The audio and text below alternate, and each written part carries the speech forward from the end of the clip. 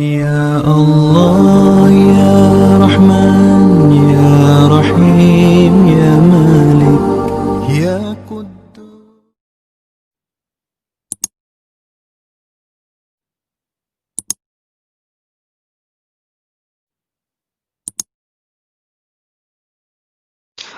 A'udzubillahi minasyaitonirrajim. Bismillahirrahmanirrahim.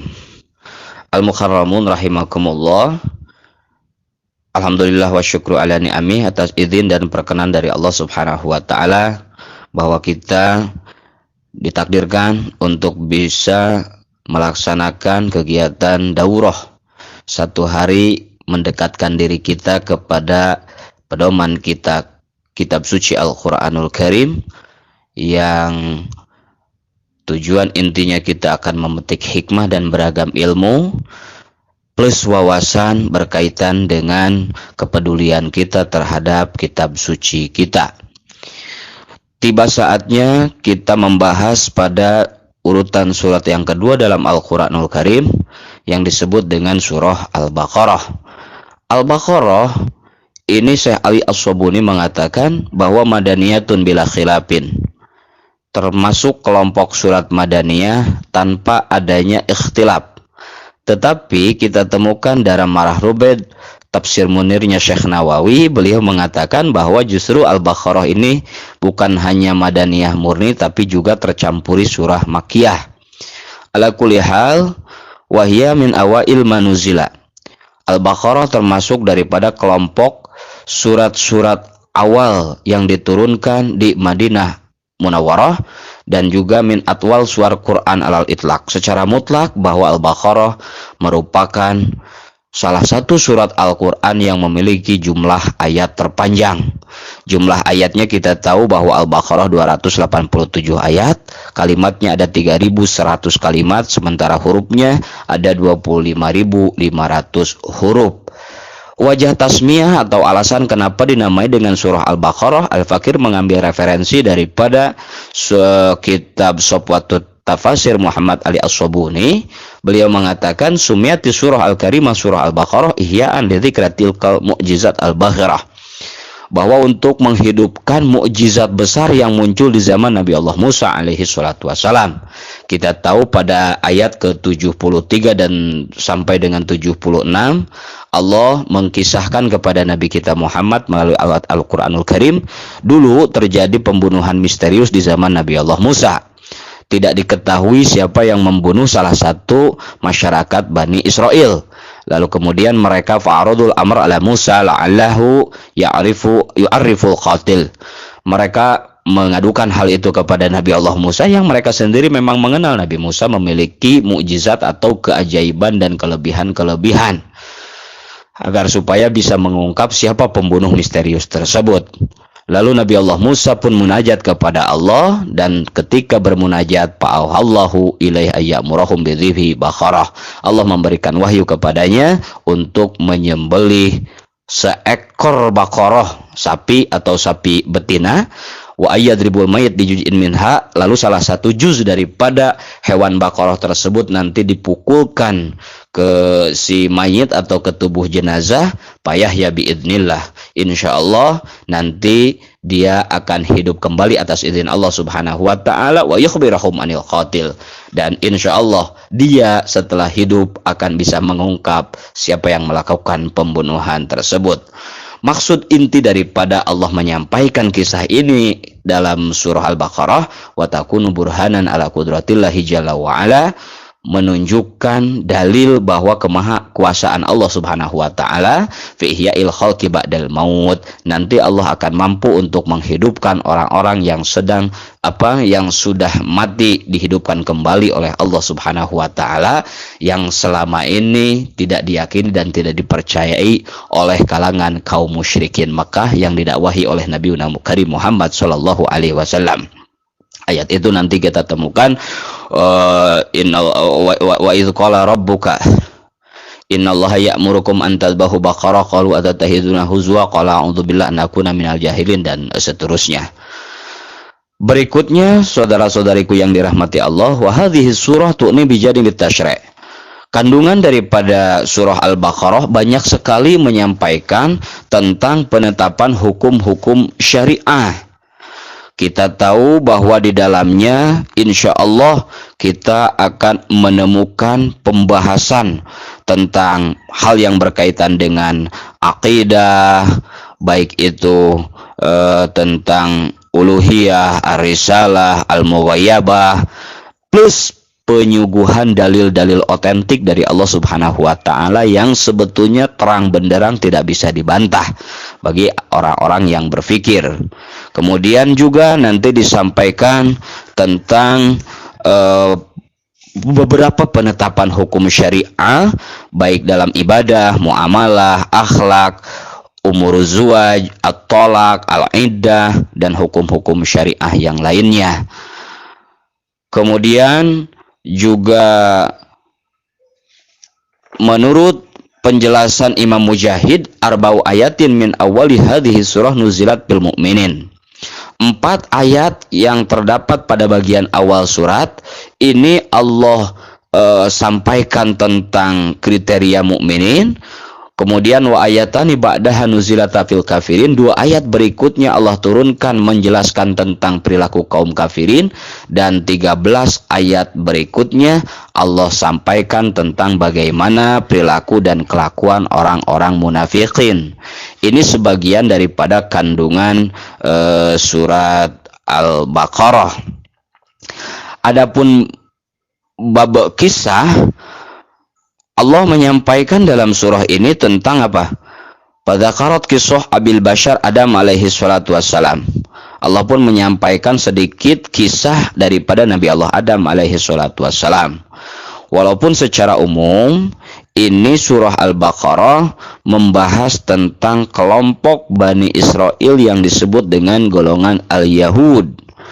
Mereka hidup berdampingan dengan kaum muslimin di kota Madinah Al-Munawwarah. Kemudian Allah mengabarkan kepada kaum mukminin tentang perilaku buruk dan makar-makar yang biasa dilakukan oleh kaum-kaum Yahudi Bani Israel yang ada di Madinah, sehingga secara tidak langsung Allah berpesan melalui surah ini untuk mewaspadai dan mengantisipasi dari kelakuan-kelakuan buruk yang biasa dilakukan oleh kalangan Yahudi. Ini barangkali sekilas, sedikit, sekelumit, mengingat keterbatasan kita untuk mengungkap daripada kandungan surah Al-Baqarah, padahal kandungannya amat sangat dalam dan luar biasa. Hal lain yang mungkin penting juga untuk kita garis bawahi dan mengingat kandungan surah Al-Baqarah di bidang hukum, bahwa surah Al-Baqarah menyampaikan beberapa hukum-hukum saum secara terperinci. Kemudian juga hukum-hukum haji dan umroh, hukum berjihad fisabilillah, kemudian penataan rumah tangga berkaitan dengan hak suami istri, kemudian at-thalaq, ar-radha, radha itu sepersusuan, kemudian bab iddah, larangan menikahi kaum musyrikin, kemudian juga peringatan agar kita ketika mempergauli kaum wanita tatkala mereka dalam kondisi haid, halangan, uzur, dan yang lain sebagainya. Juga masih berkaitan dengan hukum, Allah juga menyampaikan dalam surat ini tentang jarimatur riba.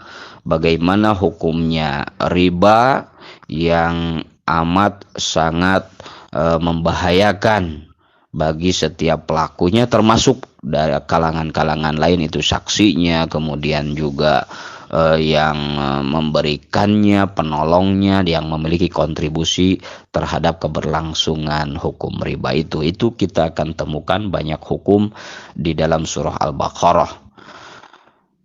Selanjutnya saudara-saudariku, Imam Asy-Syi'bi mengatakan bahwa Al-Baqarah ini termasuk salah satu surat yang diawali dengan ahruf al-muqatta'ah, huruf-huruf singkatan yang disebut sebagai bagian daripada ayat mutasyabih alladzin faradallahu biilmi, yang mana tentang ayat mutasyabih hanya Allah Subhanahu wa taala mengetahui hakikat makna di dalamnya. Dan ini merupakan sirul Quran, rahasia di balik Al-Quran. Sikap kita ketika menemukan ayat mutasyabih semacam ahruf al-muqatta'ah, panu'minu bi dhahiriha wa nufawwidul ilm fiha ila Allah taala. Kita cukup mengimani dohiriyahnya dan kita memasrahkan kandungan hakikatnya kepada Allah Subhanahu wa taala. Adapun faidah kenapa Allah menyampaikan ahruf al-muqatta'ah fi awailis suwar, ini dikatakan oleh Imam Syi'bi dan kelompok beliau, tolabul iman biha. Allah memerintah kepada kita sekalian untuk mengimaninya, meskipun kita tidak mengetahui kandungannya. Abu Bakar As-Siddiq radhiyallahu taala anhu beliau mengatakan, bi kulli kitabin sirrun wa sirrullah fil Qur'an awailas suwar. Setiap Al-Qur'an itu memiliki rahasia, dan rahasia Allah yang terkandung di dalam Al-Qur'an terdapat pada awailus suwar, permulaan surat.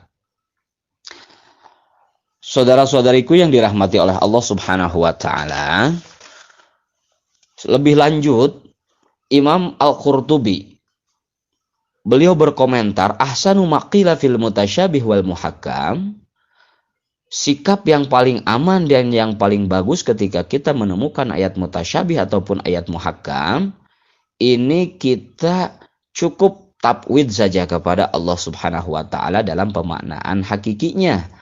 Karena yang dimaksud dengan al-muhakkam ma'urifa ta'wiluhu wa fuhima ma'nah wa tafsiruh. Setiap ayat yang bisa diketahui takwilan dan juga bisa dipahami pemaknaan dan tafsirannya oleh kalangan umum. Sementara wal mutasyabih, adapun ayat mutasyabih ma istasarallahu ta'ala bi ilmih. Ilmu ayat yang hanya diketahui oleh Allah Subhanahu wa taala duna khalqih, tidak akan mampu diketahui oleh makhlukna, walam yakun li ahadin ila ilmihi sabilun, dan tidak ada bagi seseorang memiliki perjalanan untuk menggali terlalu dalam kaitan dengan ayat-ayat mutasyabih. Nanti insyaallah kita akan temukan dalil tentang adanya ayat muhakkam dan ayat mutasyabih di dalam Al-Qur'anul Karim di surah Ali Imran. Sebagian ulama mengatakan di antara tanda-tanda ayat mutasyabih, contohnya adalah ayat yang menjelaskan tentang waktu terjadinya kiamat, keluarnya Ya'juj wa Ma'juj, keluarnya Dajjal, Nabi Allah Isa, termasuk juga ahruf al-muqatta'ah fi awailis suwar. Hal ini saudara-saudariku yang dirahmati oleh Allah Subhanahu wa taala, ahruf al-muqatta'ah nanti yang menjadi awal surah Al-Quran terdapat dalam 29 surat. Contohnya Alif Lam Mim Yasin, Alif Lam Mim Shad, Ha Mim Nun, Alif Lam Ra, dan yang lainnya. Ini saja berkaitan dengan Al-Baqarah, dan mari sekarang kita lanjut kepada surah berikutnya, yaitu surah Ali Imran. Tentang surat Ali Imran secara makna lugawi, al itu keluarga, Imran adalah Imran. Jadi Alu Imran keluarga Imran. Siapakah Imran? Beliau adalah ayahanda daripada Maryam, dan Maryam sendiri merupakan ibunda Nabi Allah Isa alaihi wassalatu wassalam. Surah Ali Imran termasuk salah satu di antara 29 surat Al-Quran yang diawali dengan ahruf al-muqatta'ah atau fawatihus suwar. Dan ini sudah kita sampaikan pada pengantar Al-Baqarah sebelumnya. Minal mutasyabih alladzin faradallahu bi ilmih. Termasuk ayat mutasyabih yang hanya diketahui oleh Allah Subhanahu wa ta'ala. Nanti di ayat ke-7 kita akan menemukan firman Allah Subhanahu wa taala yang berbunyi, huwallazi anzalal kitab minhu ayat muhkamat hunna ummul kitab wa ukhar mutasyabihat. Bahwa Al-Qur'an sendiri mengatakan di dalamnya terdapat ayat-ayat muhakamat dan juga ayat-ayat mutasyabihat. Perbedaan antara kelompok orang-orang yang menemukan ayat muhakamat dan mutasyabihat, Allah melanjutkan firman-Nya, fa ammal ladzina fi qulubihim zaygun fayattabi'una ma tashabaha minhu ibtigha'al fitnah aw wabtigha' ta'wilih wa ma ya'lamu ta'wilah illa Allah warasikhuna fil ilm yaqulun amanna bih kullun min indi rabbina wa ma yadhakkaru illa ulul albab. Ini perbedaan sifat mencolok antara kelompok alladzina fi qulubihim zayg, orang-orang yang dalam hatinya terdapat kecenderungan terhadap kesesatan, dan orang ar-rasihuna fil ilm. Ar-rasihuna fil ilm ini harus menjadi pilihan kita, di mana menemukan ayat mutasyabih cukup kita mengatakan aman nabi, kita beriman terhadapnya, kullu min indi rabbina, semuanya dari Allah Subhanahu wa taala. Jangan terlalu memperdalam kaitan tentang ayat mutasyabihah. Mungkin inilah yang melatar belakangi dalam Jauhar Tauhid kita menemukan sebuah bait, faqullu nasin auhamat tashbiha awilhu au fawid warum tanziha. Selanjutnya saudara-saudariku yang dirahmati oleh Allah Subhanahu wa taala, surah Ali Imran minas suwar al-madaniyah at-tawilah, termasuk surat madaniyah yang memiliki ayat panjang. Syekh Nawawi mengatakan jumlah ayat daripada surah Ali Imran ini 200, kemudian kalimatnya ada 3.460 kalimat, dan sementara hurufnya ada 14.525 huruf. Luar biasa. Dalam kandungan surah Ali Imran, Allah menyampaikan dua tema besar yang menjadi rukun agama penting untuk menjadi pengetahuan kita bersama. Pertama, menjelaskan tentang rukun akidah dan juga penyuguhan dalil-dalil dan hujah-hujah yang nyata yang menunjukkan tentang maha tunggalnya Allah Subhanahu wa taala atau wahdaniyah. Yang kedua, penetapan at-tasyri' syariah, khususnya berkaitan dengan hal-hal yang berkaitan dengan peperangan dan jihad-jihad fisabilillah. Kandungan lainnya yang disampaikan melalui surah Ali Imran ini, Allah menetapkan juga selain daripada sifat wahdaniyatnya juga tentang an-nubuwah ar-risalah, menetapkan tentang kebenaran Al-Quran adalah sebagai wahyu Allah Subhanahu wa taala yang disampaikan kepada Nabi Muhammad sallallahu alaihi wasallam, dan juga rad, bantahan terhadap syubhat ahlul kitab yang kedua seputar Islam dan Al-Quran, termasuk juga tentang perihal Nabi Allah Muhammad sallallahu alaihi wasallam. Jikalau pada surah Al-Baqarah banyak berkisar pembahasan tentang kelompok ahlul kitab pertama, yakni al-Yahud, sementara dalam surah Ali Imran ini qad tanawalat az-zumrah ats-tsaniyah min ahlil kitab wa hum an-nasara, membahas sekitar tentang ahlul kitab yang kedua, yakni kita kenal dengan sekelompok an-nasara. Mereka memiliki keyakinan tersendiri terhadap Al-Masih yang berbeda dengan kita. Al-Masih itu Nabi Allah Isa alaihissalam. Wa za'amu uluhiyatah, mereka menyangka bahwa Isa sebagai Tuhan dan salah satu dari paham trinitas mereka.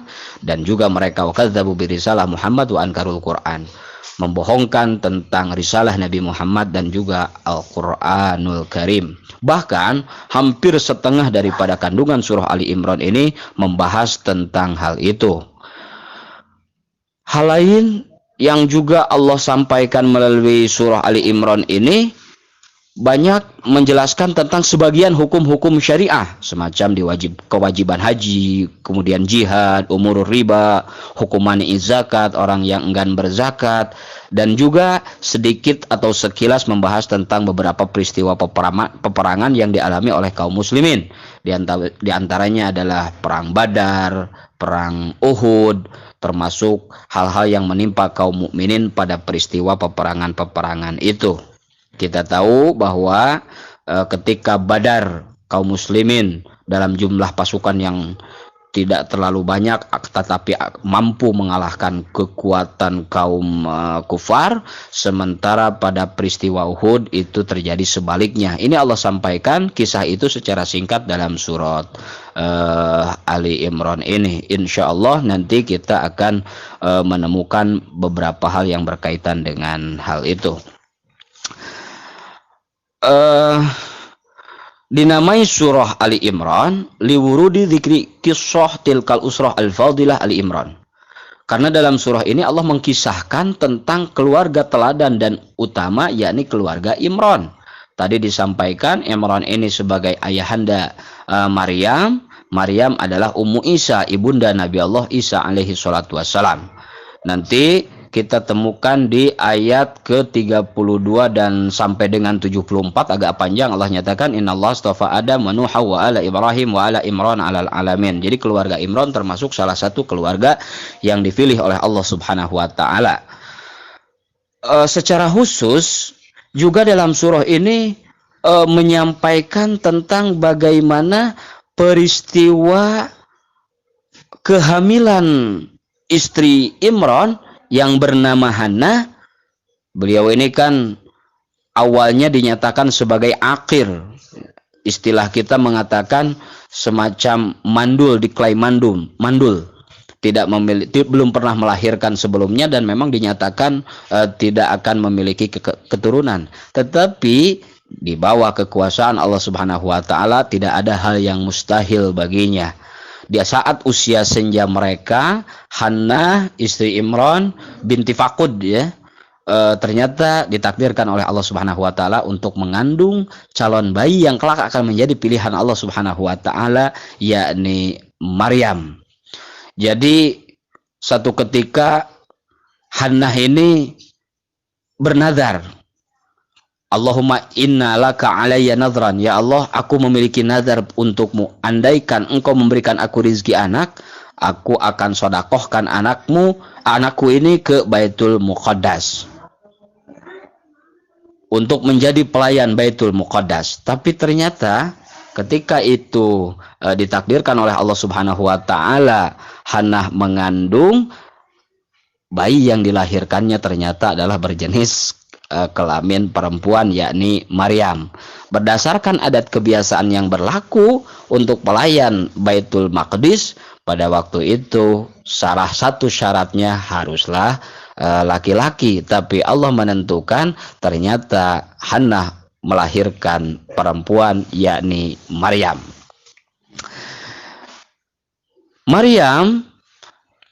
Nabi Shallallahu Alaihi Wasallam mengatakan bahwa beliau termasuk khairu nisa'il alamin, wanita alam terbaik, pilihan Allah Subhanahu wa taala. Ini dijamin oleh baginda Rasul. Pertama Maryam, Bunda Isa, kemudian Asia, istri Fir'aun, kemudian Khadijah binti Khuwailid, istri Nabi, dan berikutnya adalah Fatimah binti Muhammad sallallahu alaihi wasallam. Hadis riwayat Imam Bukhari dan Imam Muslim, sanadnya dari Hisham bin Hakim. Kemudian tentang bagaimana keutamaan dan keistimewaan Maryam Bunda Isa, Allah sendiri berfirman di surah Ali Imran ayat 42, wa qalatil malaikah ya Maryam innallaha astafaki wa tahharaki wastafaki ala nisa'il alamin. Ini ayat yang menjamin bahwa Maryam sebagai wanita suci, wanita pilihan Allah Subhanahu wa taala. Banyak lagi hal lain yang akan bisa kita petik, hikmah yang akan kita dapatkan dengan mentadaburi surah Ali Imran ini. Adapun tentang keutamaan, salah satu keutamaan dari surah Ali Imran, Al-Fakir mengambil sebuah dalil hadis sanadnya dari Nawas bin Sam'an. Qala, ia berkata, sami'tu Nabi sallallahu alaihi wasallam yaqul, aku mendengar bahwa Nabi Muhammad sallallahu alaihi wasallam bersabda, yu'ta yaumal qiyamah bil Qur'an wa ahlih alladzina kanu ya'maluna bih. Nanti di hari kiamah Al-Qur'an akan dipanggil oleh Allah Subhanahu wa taala dan ahlinya yang memang mengamalkan Al-Qur'an selama hidup di alam dunia. Ternyata begitu mereka dipanggil, tuqaddimuhum surah Al-Baqarah wa Al Imran, yang menyambut kedatangan mereka adalah surah Al-Baqarah dan surah Ali Imran. Hadis riwayat Imam Muslim. Ini sekilas tentang kandungan surah yang kedua dalam mushaf Al-Quran, yakni surah Ali Imran atau surat yang ketiga ya. Dan selanjutnya kita masuk ke surah yang keempat, yakni surah An-Nisa. An-Nisa adalah jamak taksir atau plural dari kalimat niswatun, seorang wanita. Kalau An-Nisa kelompok wanita. Surat An-Nisa ini merupakan urutan surah yang keempat dalam susunan mushaf Al-Quranul Karim, dan di dalamnya membahas tentang wa ta'arrad li maudu'il mar'ah fasonat karamataha wa hafizat kayanaha. Surat An-Nisa inilah yang membahas tema wanita dan menjaga kemuliaan mereka serta melindungi hak-hak mereka. Ini sebagai bukti juga bahwa Islam amat sangat memuliakan kaum wanita. berbeda dengan perilaku jahiliyah di zaman sebelum diangkatnya Nabi besar Muhammad SAW sebagai utusan Allah Subhanahu wa taala. Mereka menjadikan kaum wanita sebagai pelampiasan nafsu belaka, kemudian juga wanita kurang dilindungi hak-haknya dan yang lain seterusnya. Sehingga terkesan terjadinya diskriminasi kepada kaum wanita dan dianggap sebelah mata. Tapi Islam melalui Al-Quranul Karim yang disampaikan oleh Allah kepada Nabi Muhammad SAW menjaga dan memuliakan kehormatan kaum wanita. Bersyukur dan beruntunglah kaum wanita yang menjadi hamba-hamba Allah Subhanahu wa taala, meyakini tentang kebenaran al-Islam. Surah An-Nisa ini termasuk juga kelompok surat Madaniyah. Jumlah ayatnya ada mi'atun wasitun wasab'un, 176 ayat, kalimatnya ada 3045 kalimat dan hurufnya ada 16.030 huruf. Kandungan daripada surah An-Nisa wahia mali'atun bil ahkami asyariyah. Ternyata amat sangat dipenuhi dengan pembahasan seputar penetapan hukum-hukum syariah. Dan diantaranya wabil khusus hal-hal yang berkaitan dengan mempergauli wanita, rumah tangga, penataan keluarga, termasuk dalam bidang sosial kemasyarakatan. Al-Quran melindungi dan menjaga kehormatan mereka selain daripada memberikan hak-hak yang berhak dimiliki didapatkan oleh kaum wanita, kemudian pengurusan anak-anak yatim, wabil khusus yatim perempuan yang berada dalam pengasuhan para walinya dan juga orang-orang yang diberikan wasiat atas mereka. Kemudian juga surah An-Nisa ini menetapkan hak yang berhak dimiliki oleh didapatkan oleh kaum wanita berkaitan dengan al-miras warisan, kemudian jenis kasab dan usaha, kemudian juga urusan berumah tangga. Ala kulli hal, secara umum bahwa surah ini banyak sekali berkisar membahas tentang bagaimana Islam memuliakan kaum wanita. Berkaitan dengan itu, Sayyidina Umar Ibn Al-Khattab radhiyallahu ta'ala anhu satu ketika pernah beliau menyampaikan sebuah pesan khutbah. Di dalam materi khutbahnya Umar menyampaikan, Ayyuhan nas la taghlu fi muhurin nisa. Wahai manusia, janganlah kalian ghulu, berlebihan dalam kaitan memberikan mahar terhadap para wanita. Karena andai saja mahar merupakan letak penentu kemuliaan seorang wanita di alam dunia atau penentu ketakwaan mereka di hadapan Allah Subhanahu wa taala, niscaya Rasulullah sallallahu alaihi wasallam tidak memberikan emas kawin kepada para istri-istri yang dinikahinya, termasuk mendapatkan hak putri-putri yang dinikahkannya kepada laki-laki yang sudah ditentukan melebihi daripada sekian-sekian.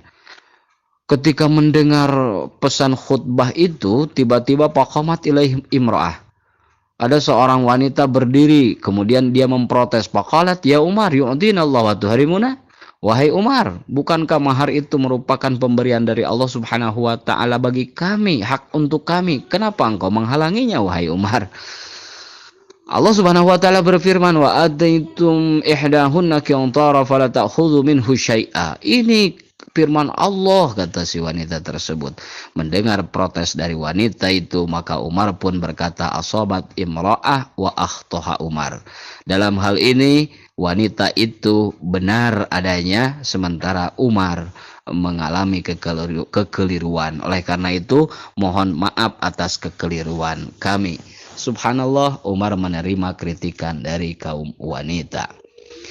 Kemudian saudara-saudariku yang dirahmati oleh Allah Subhanahu wa taala, hal lain yang mungkin penting untuk menjadi wawasan kita berkaitan dengan surah An-Nisa, penamaan daripada surah An-Nisa, Syekh Muhammad Ali As-Sobuni beliau mengatakan sumia surah An-Nisa, dinamai surah ini dengan surah An-Nisa likasrati ma warada fiha minal ahkam allati tata'allaqu bihinna.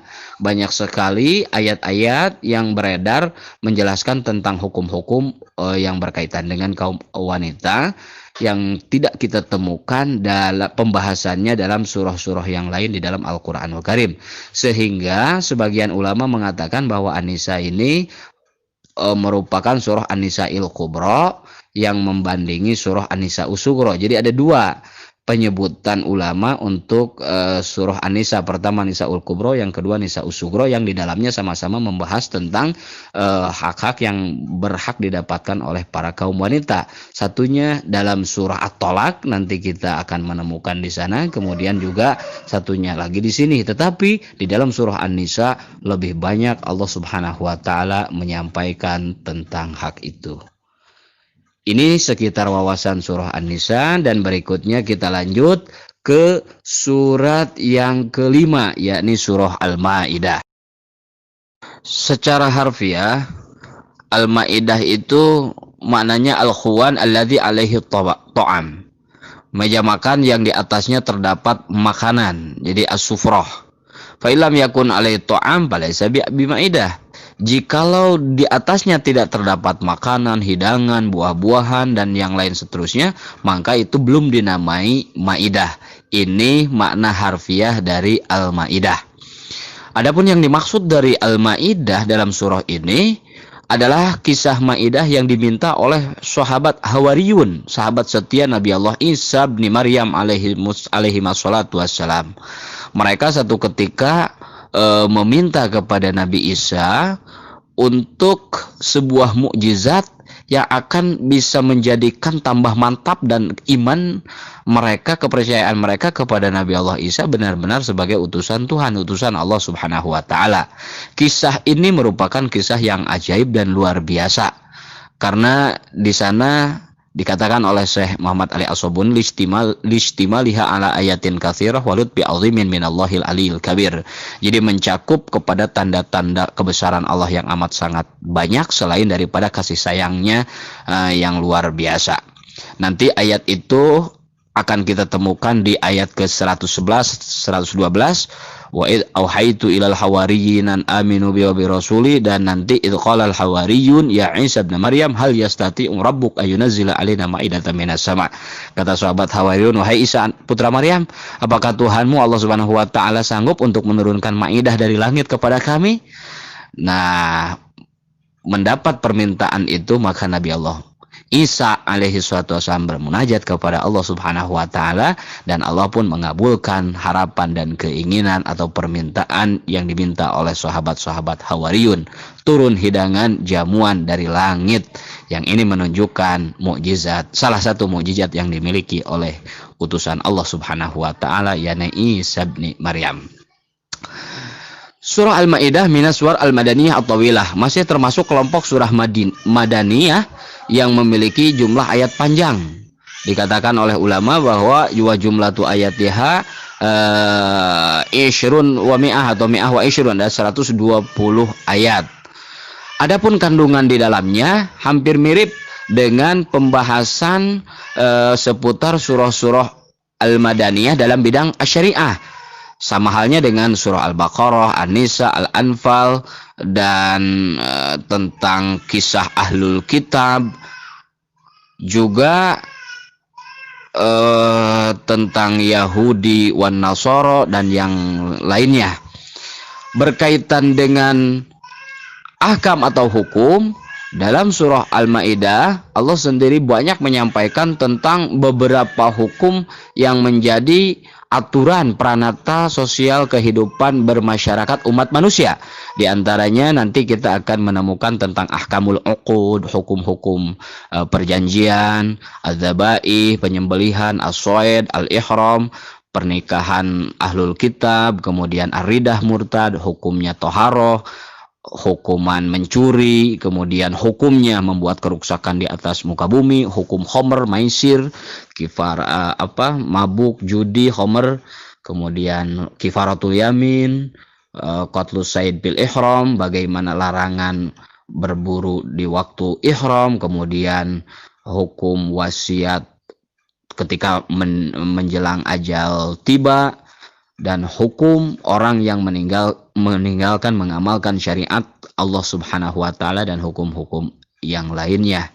Sementara untuk kisah ini juga Allah menyampaikan dalam surah Al-Maidah ini sekilas tentang kisah Bani Israel dan Nabi Allah Musa alaihi salatu wassalam.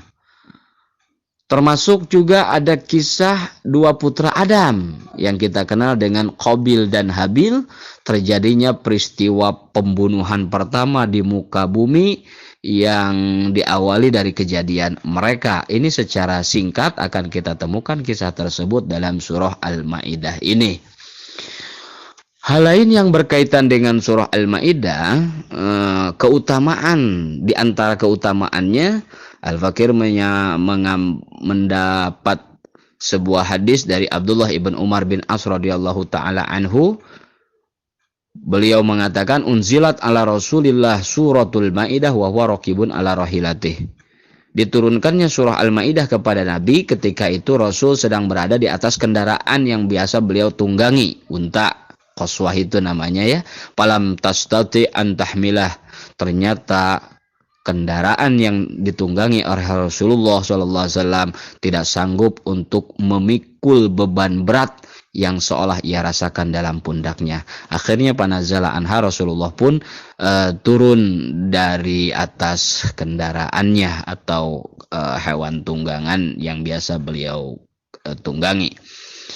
Ini menunjukkan bahwa betapa dahsyatnya Al-Quranul Karim. Sampai saja hewan yang biasa dikendarai oleh Rasulullah tidak sanggup untuk memikulnya. Berarti kalau dikaitkan dengan ulumul Quran, Said Muhammad bin Alwi, beliau dalam Al-Qawaid Al-Asasiyah mengatakan ini surah Al-Maidah termasuk salah satu surah safari ya, surat yang diturunkan oleh Allah ketika Rasul dalam sebuah perjalanan. Adapun wajah penamaan kenapa dinamai surah Al-Maidah, liwurudi dzikril maidah fiha. Karena di sana di sini di dalam surah Al-Maidah ini menjelaskan tentang kisah Al-Maidah itu tadi sudah disampaikan yang diminta oleh sahabat Hawariyun, sahabat setia Nabi Allah Isa alaihi salatu wassalam, meminta untuk diberikan sebuah tanda mukjizat untuk menambah keyakinan mereka kepada Nabi Allah Isa alaihi salatu wassalam. Saudara-saudariku, hal lainnya yang menarik untuk disampaikan pada pengantar surah Al-Maidah ini bahwa Imam Abu Mansyarah beliau mengatakan Al-Maidah min awahir manuzila minal Quran. Surah Al-Maidah termasuk bagian surat akhir yang diturunkan oleh Allah Subhanahu wa taala ketika Nabi berada di Madinah. Laisa fiha mansuhun, dan di dalam surah Al-Maidah ini tidak terdapat ayat mansuh sama sekali. Sebagaimana kita maklumi, sesungguhnya dalam Al-Quran itu kan kita menemukan ada ayat nasih, ada ayat mansuh. Tapi dalam Al-Maidah ini tidak terdapat ayat mansuh. Hikmah adanya ayat mansuh dalam sebuah surat Al-Quranul Karim, ini pertama, rab'il hukum wa baqa'it tilawah. Untuk merubah sebuah hukum tapi juga menetapkan tilawahnya, bacaannya, atau sebaliknya. Jadi secara umum surat-surat Al-Quran ketika ditinjau dari nasikh al-mansuh, sebagaimana pendapat sebagian ulama, itu terbagi 4 bagian. Ada yang memiliki di dalamnya ada ayat nasikh, tidak ada ayat mansuh. Ini ada 43 surat dalam Al-Quran yang masuk pada kelompok ini. Surat Al-Fatihah, Yusuf, Yasin, Hujurat, Ar-Rahman, Al-Hadid, As-Sof, Al-Jum'ah, At-Tahrim, Al-Muluk, Al-Haqqah, Nuh, Al-Jin, Al-Mursalat, Amma, An-Nazi'at, Al-Infitor, kemudian 3 surat setelahnya Al-Fajr, dan surat setelahnya sampai dengan terakhir kecuali surah At-Tin, Al-Asr, dan Al-Kafirun. Maka ini laisa fih nasih wala mansuh. Di sana tidak ada ayat nasih, juga tidak ada ayat mansuh, utuh semua. Yang kedua, ada an-nasih wal mansuh. Di dalamnya ada ayat nasih, juga ada ayat mansuh. Ini jumlahnya ada 25 surat dalam Al-Quran. Di antaranya Al-Baqarah, kemudian 3 surat setelahnya, lalu Al-Ahzab, Al-Anfal, At-Taubah, Ibrahim, Maryam, Anbiya, Al-Hajj, An-Nur, kemudian 2 surat setelah An-Nur, Saba, Al-Mu'min, Asy-Syura, Adz-Dzariyat, At-Tur, Al-Waqiah, Al-Mujadalah, Al-Muzammil, Al-Mudassir, Al-Kuwirat, Al-Asr. Nah, inilah yang masuk pada kelompok kedua. Di dalamnya ada ayat nasikh, juga banyak ayat mansuh. Yang ketiga, surat yang di dalamnya hanya ada ayat nasikh saja, tidak ada ayat mansuh. Jumlahnya ada 6, yakni Al-Fatah, Al-Hasyr, Al-Munafikun, At-Taghabun, At-Talaq, Al-A'la. Dan terakhir bagian keempat, wa qismun fih al-mansuh faqat. Di dalamnya terdapat ayat mansuh tapi tidak ada ayat nasikh. Jumlahnya ada 40, sisa daripada yang tadi sudah disampaikan. Ini referensi bisa kita ambil dari kitab Faidul Khabir halaman 151. Ini sekitar wawasan kita mengenal surah Al-Maidah, dan berikutnya kita lanjut kepada surat yang ke-6, yakni Al-An'am. Al-An'am artinya adalah hewan-hewan ternak. Termasuk kelompok surah Makkiyah. Tapi Syekh Nawawi mengatakan tercampuri oleh 3 ayat Madaniyah. Jadi ada 3 ayat Madaniyah yang dimasukkan kepada kelompok surat Makkiyah. Jumlah ayat yang dimiliki oleh surah Al-An'am, karena Al-An'am ini termasuk aswar Makkiyah at-tawilah, surat Makkiyah yang memiliki ayat panjang, sehingga jumlahnya ada 165 ayat. Kalimatnya ada 3052 kalimat, sementara hurufnya ada 12.422 huruf. Wajah tasmiyah atau alasan penamaan disebut dengan surah Al-An'am liwurudi dzikri Al-An'am fiha. Karena di dalam surat ini Allah Subhanahu wa taala menyampaikan tentang jenis-jenis Al-An'am, hewan-hewan ternak yang harus menjadi bahan tafakur dan tadabbur yang seyogianya menambah keimanan dan keyakinan kepada Allah Subhanahu wa taala. Alasan lain kenapa dinamai dengan surah Al-An'am, karena di dalam surah ini Allah menyampaikan perilaku kebodohan orang-orang musyrikin, di mana mereka selalu mendekatkan diri kepada Tuhan berhala sembahan mereka kepada selain Allah Subhanahu wa taala dengan dalih untuk bertaqarrub gitu.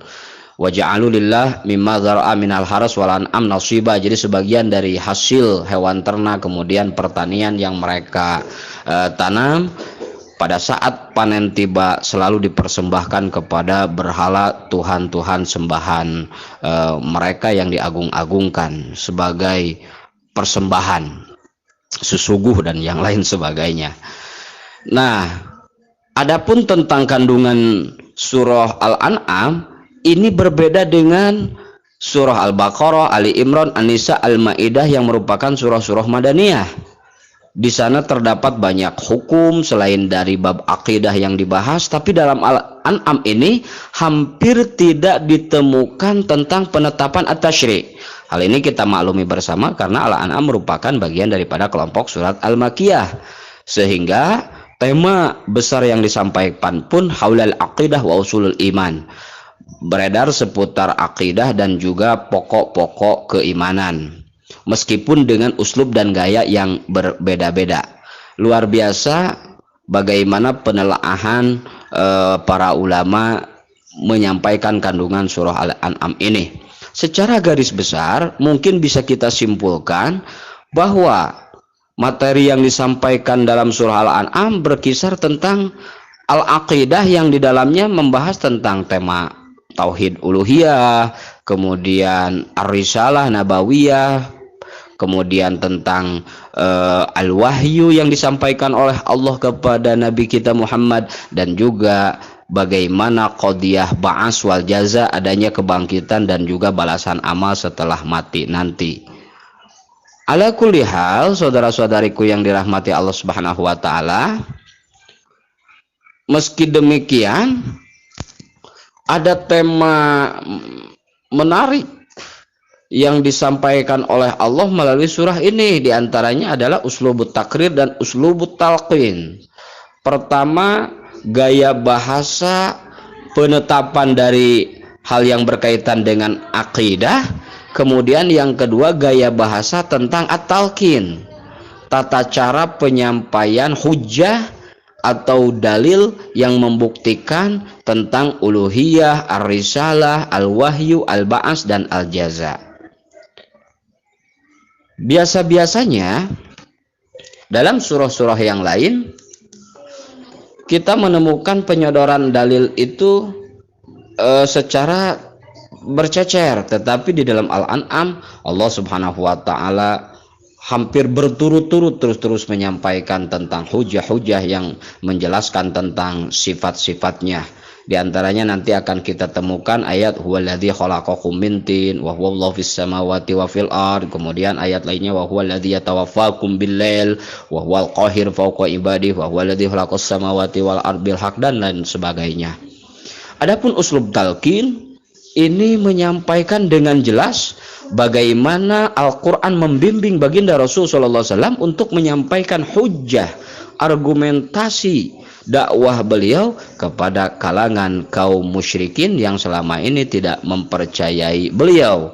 Allah memberikan bimbingan kepada Nabi, qul liman ma fis samawati wal ard qul lillah kataba ala nafsihi rahmah. Kemudian ayat lainnya, qul ayyu syai'in akbar syahadah qulillah, saya di baini wa bainakum qul araitum in akhadallahu sam'akum wa absarakum khatama ala qulubikum min ilahin ghairillah ya'tikum bih, dan ayat-ayat yang lain. Kemudian kehususiatan atau keistimewaan daripada surah Al-An'am ini sebagaimana riwayat dari Ibnu Abbas radhiyallahu taala anhu, beliau berkata nuzilat surah Al-An'am di Makkah lailan jumlah wahidah. Diturunkan surah Al-An'am di kota Makkah pada malam hari secara jumlah wahidah sekaligus. Haulaha sab'un alfi malak. Dan kemudian dikelilingi ketika diturunkan oleh 70.000 malaikat yaj'aruna bitasbih. Semuanya mengiringi turunnya surat ini dengan bergemuruh membacakan tasbih, mensucikan dan mengagungkan Allah Subhanahu wa taala. Hal inilah yang melatar belakangi pendapat Imam Ar-Razi. Beliau mengatakan imtazat hadhihi surah binu'ain. Berbedanya surat ini dengan surah-surah yang lain ditinjau dari dua alasan. Pertama, annaha nuzilat daf'ah wahidah. Surat Al-An'am ini walaupun panjang tapi diturunkan sekaligus dan pada malam hari. Kemudian wasanihima, yang kedua, annahu sayya'ah sab'una alfan minal malaikah. Ketika diturunkan surat ini diiringi oleh 70.000 malaikat. Kenapa berbeda? Annaha mustamilah ala dalailit tauhid wal adl wan nubuwah wal ma'ad wa ibdal mazahib al-mubtilin al-mulhidin. Bahwa surah Al-An'am ini mencakup kepada dalil-dalil tentang ketauhidan Allah, tentang keadilan, tentang an-nubuwah, tentang al-ma'ad kehidupan akhirat, dan untuk membatalkan kelompok-kelompok mubtilin dan mulhidin. Bahkan Imam Al-Qurtubi mengatakan bahwa inna hadhihi surah aslun fi muhajatil musyrikin. Surat Al-An'am ini bisa dijadikan pokok untuk membantah berdasarkan argumen kepada kaum-kaum musyrikin dan ahli-ahli bid'ah yang lain, termasuk orang-orang yang membohongkan adanya ba'as, kebangkitan, dan an-nusyur di hari kiamat nanti. Oleh karena itu pantas ketika surah ini diturunkan secara sekaligus sehingga dalil yang disampaikan tentang itu semua berurutan tidak terputus. Faidah lainnya yang mungkin bisa kita petik berkaitan dengan surah Al-An'am ini, wahadhihi surah min ihda suwaril khams al-mabdu'ah bilhamdalah. Al-An'am merupakan salah satu surat yang di antara 5 surat yang diawali dengan kalimat hamdalah. Alhamdulillahilladzi khalaqas samawati wal ard wa ja'ala dzulumat wan nur. Kita maklum bersama dalam Quran ada 5 surah yang diawali dengan kalimat hamdalah, alhamdulillah, yakni surat Al-Fatihah yang pertama, kemudian Al-An'am surat ke-6 ini, kemudian Al-Kahfi, kemudian Saba, surat Fatir, yang intinya adalah muji kepada Allah Subhanahu wa taala. Alhamdu ini artinya memuji kepada Allah. Nanti selain alhamdu ada al-madhu. Maknanya sama, madhu muji, alhamdu juga muji, tapi perbedaan madhu dan hamdu hanya dari istiqoknya saja. Kalau madhu memuji kepada yang berakal atau yang tidak berakal, sementara alhamdu ini khusus kepada yang berakal. Ini sekitar wawasan surah Al-An'am, dan insya Allah sesi pertama ini kita istirahat dulu setelah ini, dan nanti insya Allah setelah istirahat kita kumpul kembali melanjut kepada sesi berikutnya, yaitu surah Al-A'raf. Siap ya? Wallahu a'lam bishawab.